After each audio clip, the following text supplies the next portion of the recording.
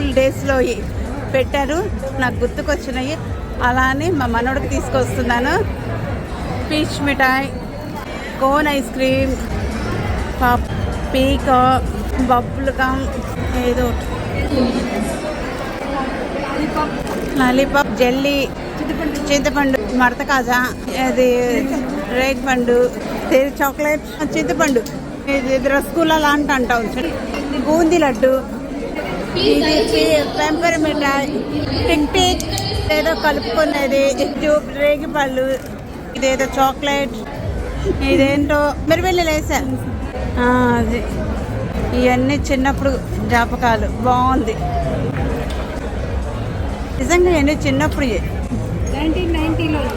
1990లో కాదు, 1980లో, 81.